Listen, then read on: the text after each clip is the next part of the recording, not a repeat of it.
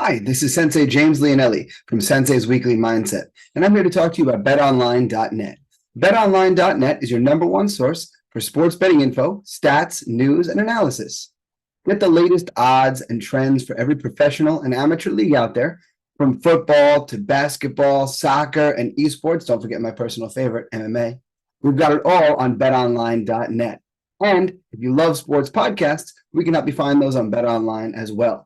We're always the fastest and easiest way to get your betting fix. And don't forget BetOnline for NHL, boxing, golf, and like I said, my personal favorite, the sport of MMA. Head to the website today or use your mobile device to learn more. BetOnline, where the game starts. Thank you to BetterHelp for sponsoring this episode.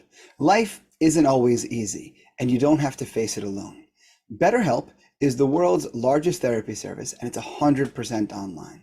With BetterHelp, you have access to a network of over 25,000 licensed and experienced therapists who can help you with a wide range of needs.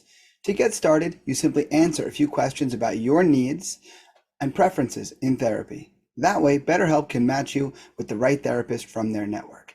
Then you talk to your therapist however you feel comfortable, whether it's via text, chat, phone, or video call. You can message your therapist at any time and schedule live sessions when it's most convenient for you. The best part is, if your therapist isn't the right fit for any reason, you can switch to a new therapist at no additional charge. With BetterHelp, you get the same professionalism and quality you expect from in-office therapy, but with a therapist who is custom-picked for you, more scheduling flexibility, and at a more affordable price, all from the comfort at home. To start your journey and to get 10% off of your first month, go to betterhelp.com/sensei. That's betterhelp.com/sensei. BetterHelp, you deserve to be happy. Hi guys, Sensei James Leonelli here to talk to you about another one of our sponsors, LMNT. An electrolyte drink mix. Each one of these little packets gives you exactly what you need to keep you as hydrated as all us athletes like to be. If you're like me, you work out a lot, and when you work out a lot, you also sweat a lot. Now, when we sweat, we don't lose just water, of course. We also sweat out salt. We sweat out electrolytes. So each one of these packets contains 1,000 milligrams of sodium, 200 milligrams of potassium, and 60 milligrams of magnesium, giving you everything that you need in order to maintain optimal hydration and nothing that you don't. So to go online, place an order for your sample pack, and to get yourself a bonus free sample pack, you're going to go to this website right here, elementallabs.refr.cc/James Leonelli. You're going to see this down in the video below, but I'll say it one more time for you. elementallabs.refr.cc/James Leonelli. Again, it's a tasty electrolyte drink mix with everything you need and nothing that you don't.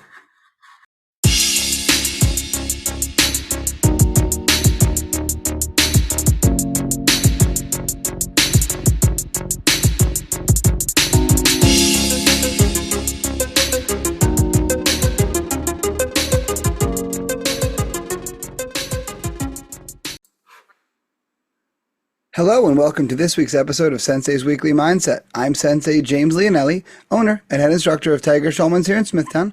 Once again, I am back in my home recording space, ready to give you guys this week's food for thought. As we do, you will notice I am wearing yet again our breast cancer awareness shirt, collaborated with Natty Combat Apparel in order to get this awesome design.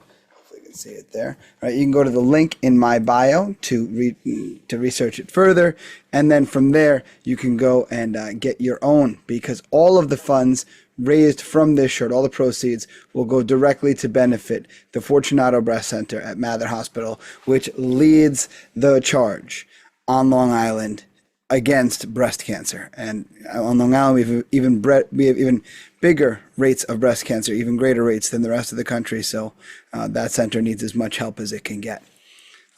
As we sit here today, we are just days removed from the last Flex Fight Series, a historic event, Flex Fight Series 40, and this being held at the Amazura in Queens.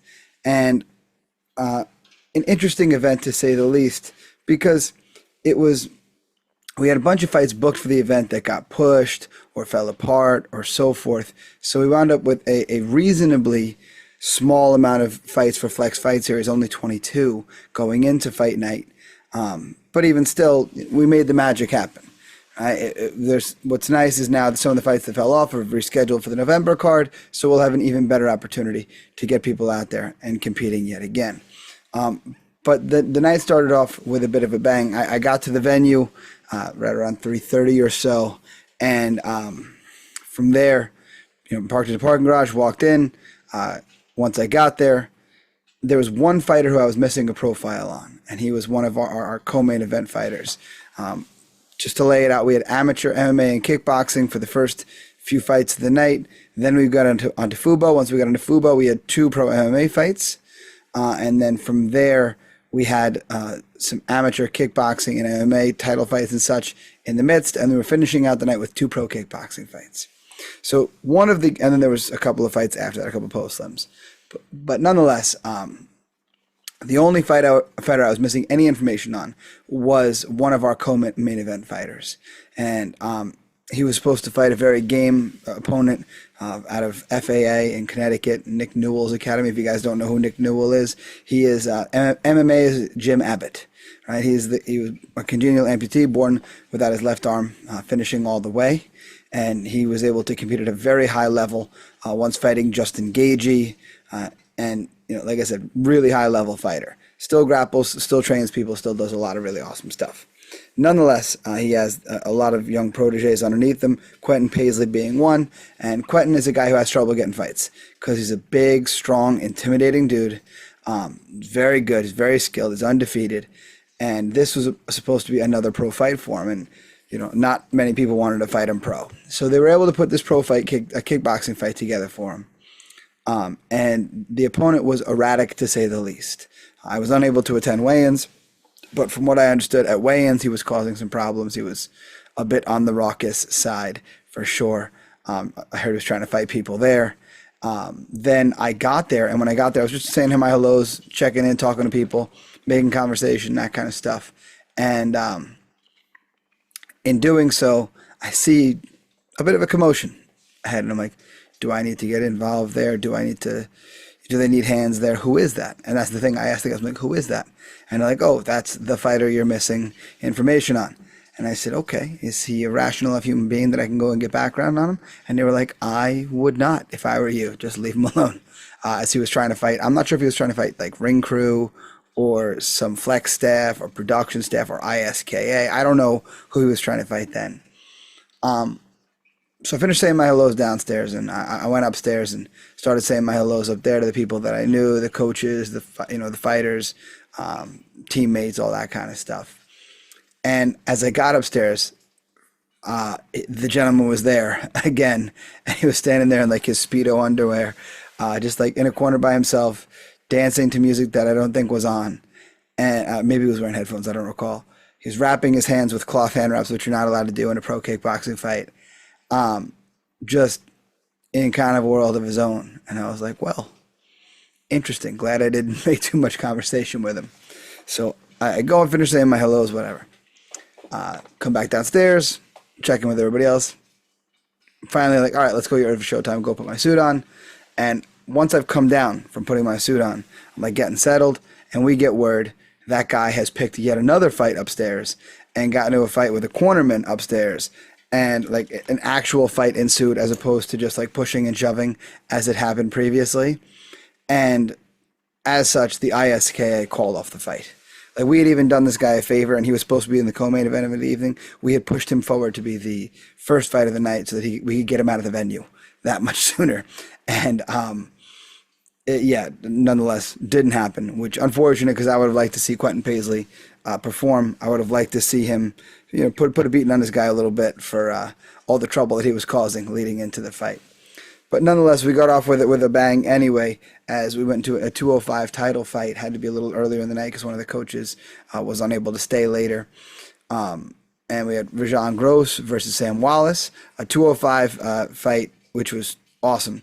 Rajan Gross, not the tallest guy for 205, only about 5'10". Man, this guy, when he gets a hold of somebody, whew, right? 20 years of wrestling. He was a 2013 and 2012 champion.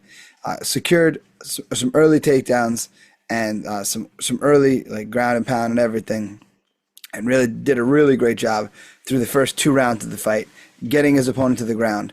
And then in between rounds, the fight was stopped. I'm not sure if the cornerman threw in the towel or if Sam said he couldn't continue, or if the doctor or whatever. But either way, the fight was stopped in between rounds, which is not something you see very, very often. We moved on. We went to a kickboxing bout. We had Denise Shaipo versus Dylan Perez, and 150 amateur kickboxing fight. So a debut fight for both guys. And it was an interesting fight for sure because 2 different body styles. One guy 5'6", Dylan Perez, and Denise Shaipo was 6'1", so a very big difference in body types for the weight class. And Perez had some real power in his hands. He was landing some really, really big shots. And then Shaipo started to land some really, really, really nice body kicks. And then when the round breaks, I was thinking like, okay, that's starting to go Perez's way. And they cut to the corner, and the cornerman has like one of those like Costco garbage bags, you know, the kind that you put like as the liner in your kitchen garbage. That he's holding it in front of Dylan's face, and I'm like, oh, he's throwing up. He's throwing up because you don't use that. Like I've seen people in the corner do like kind of like a hyperventilating thing where they use the paper bag and they put the paper bag on their mouth and breathe in and out that way. I've seen that. I have never seen it done with the Costco bag, and I knew that meant throw up. And unfortunately, throw up results in a TKO victory for your opponent. So that was exactly what happened. And then from there, we moved on. Michael Takis from Dante Rivera, BJJ, and Bill Scott, BJJ, came in, and a really, really nice bit of work. Got his man very quickly to the ground. Once he got him to the ground, submitted him very quickly. Beautiful piece of work by Michael Takis. Showed off the skills that he has on the ground and really executed the game plan very, very well. Then we had a bit of a war between Manny Let's Work Tavares and Ali, the Iraqi challenger Khazal. Just, again, a great fight between 2 game guys. I mean, Ali a little overmatched experience-wise. This was Manny's 4th fight, and it was Ali's 1st, so probably a late replacement there if I had to imagine. Looking at the fact that Ali only did the fight on 4 weeks' notice, I'd imagine probably a bit of a late replacement.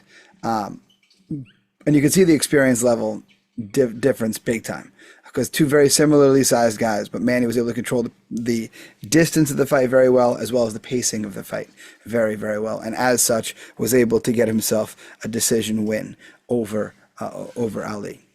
Moved on a little bit. We had a kickboxing fight. This was an interesting fight that came together very much the last minute.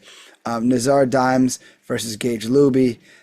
Gage was supposed to fight a gentleman of similar experience and skills later on in the fight in another pro kickboxing fight. Came apart like 36 hours before fight night. Nazar was trying to get a pro debut for MMA on this card. So he was training the whole time with his teammates at Dante Rivera.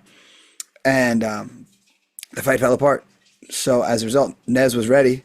He's like, yeah, I'll jump in. I'll fight Gage in a pro kickboxing bout, which was an interesting fight for us because Nez is notoriously very ground heavy in his fight style. Great wrestler, very good top control, and usually controls and finishes people from on top. And Nez comes out and showed some really polished stand-up, and he caught Gage a good bunch of times, dropping him 3 times in the fight. Gage complained that there was some dirty pool about shots in the back of the head, but Nez was just swarming him, so hard to say that was, if there was a shot in the back of the head, that it was the one that put Gage down, because there was a lot that hit Gage. So good start to the pro career for Nez, and hopefully we can get him back in MMA reasonably soon. Then we had Moises Cordero versus Luis Sanchez. Moises coming out on top in that one. A great fight for him. Great performance. Really showed some awesome skill. A bit of a size difference there, and he really used the reach very, very well. He hurt Luis early in the fight to the body, and tough as Luis was, he never gave up. He kept fighting. He kept fighting forward the whole time. Then we had Colin Sweet Heat. I'm not going to attempt Colin's last name. Colin, I appreciate the post-fight interview. Zarodnik, I think it is. I didn't attempt it in the cage. I'm not attempting beyond that now. Another Dante Rivera protege fought Gabe Kingsley. Seemed like maybe there was a little bit of heat coming into the fight. Not really sure what the history was there, but Colin he'd been a bit inactive. He hadn't fought since the previous September. He had 2 canceled bouts since. Came in, fought well in the first round, and then second round, I wasn't really sure what it was that he saw, but he threw a head kick and he kicked right through the guard and just knocked Gabe Kingsley flat out. And Gabe got to his feet, looked for a handshake. Colin was still in the moment a bit and shoved him off, and later apologized for it, which I was happy to see. I hate to see guys who can't let the fight go when the fight is over. It's like you signed up to be competitive for this time frame, and it's bad enough in defeat. In my opinion, it's worse when you win. So the fact that Colin, like, once the adrenaline kind of wore off, he's like, "Listen, I'm sorry. I shouldn't have done that. No hard feelings." I appreciated that a lot, because it was a nice switch of bases. At that point we can be cool, right? Moving on, bit of an influencer fight here. Charlie Quinn, who's been a part of the broadcast team in the past, stepped into competition for the first time against Patrick Ifili. Charlie, not like a competitor. That's not why he's involved in the sport. He's in this sport as a media member. Been training hard, been putting some work in. Came in looking for the kill right away. He was trying to take Patrick's head off right away. Patrick closed the distance well and took Charlie down and just kind of like rode him for the first round. Didn't really do anything, just kind of held him down. Second round, Charlie went for a takedown. Patrick kind of reversed, caught him in a bit of a scarf hold, and the cage position was unfortunate. It didn't really help Charlie's body to get out of there. Patrick able to submit him. Charlie, super hard on himself kind of guy, so he was hard on himself after the fight. But I think, the fact that he went out there and did it as a guy who was, like I said, a media member. No one thinks of Charlie as a fighter. Everybody thinks of Charlie as a media member. And yet he put the work in and had the tenaciousness to step up and do this. Right? There's a couple other phrases I'm thinking of, but none of them are era appropriate. Right? He had the confidence to step out and do this, to put himself out there like that, which in and of itself is commendable. And he'll grow from here, whether it's skill wise or not. Right? Whether he never fights again or not, he'll really grow from there. All right, fight 9, we had Javier Cabezas versus the first Tiger Schulman's representative of the evening, Gustav Svensson. Great fight. What a war. I mean, Gustav came out, and I believe he took the first round handily. Some really good body work in there. Some good work, some good leg kicks and that kind of stuff. Though Javier was landing some good leg kicks of his own. Pace started to even in the middle of the second round. The second round was one of those where Ian's talking to me, and he's like, "Who do you think won that one?" I was like, I don't know. There was definitely great moments for Gustav and great moments for Javier. So hard for me to make a determination as to who won, but it did kind of feel like the momentum was switching in Javier's direction. Third round, again, these guys from the pace are keeping exhausted. They kept clashing together over and over and over again. And when they came together one at a time, as they break apart, we can see that, Gustav's bleeding. And with all of the banging together, I was pretty convinced it could have been a clash of heads from just them coming together, because it did look like a bone-on-bone cut. Talking to Gustav later, he said it was from his opponent threw a round kick, and he kind of came into it, and when he blocked it, he blocked the foot, but the shin still caught him, and it was a bad cut. There was only about 9 seconds left in the fight when the ref took a look at it, or the doctor took a look at it, but rightfully so, they stopped the fight. Like I said, it was a bad cut. It was the whole length of his eyebrow, and it was in a bad spot. Like, it could have easily been hit again, and that would have been horrible. So, hopefully he got his stitches and he's doing all right and ready to fight again soon. But he didn't want him to stop the fight, but it was definitely the right decision, because that cut was in a bad spot. And, if I took anything away from Javier's performance by bringing up the clash of heads, it certainly wasn't my intention, just how much I saw them coming together. It was definitely a bone-on-bone type of cut. Like, those cuts are very distinctive.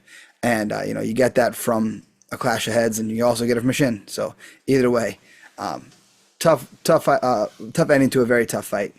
Then next, Tiger Schulman's representative in the next fight, we had Beck Goka out of Renzo Gracie, New York City, and Otto Musinov out of Rigo Park, Tiger Schulman's. And it was Otto's MMA debut, 5-3 in kickboxing. So he was very confident in his hands and really, really, really wanted to let him fly.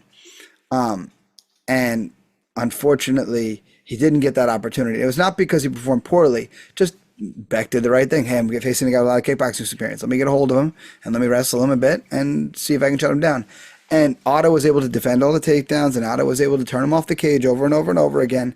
And Otto won the fight decisively, but not the performance I know he was looking for. He wanted to drop somebody. But in my opinion, this was the better fight for Otto in his debut fight, because now he can go in knowing, well, someone can't just wrestle me against the cage. I know how to get out of there, and I've performed it again and again. So that was awesome. A little bit of a break in the action here, about 15, 20 minutes or so, and then we had our first pro fight of the evening as we hit Fubo.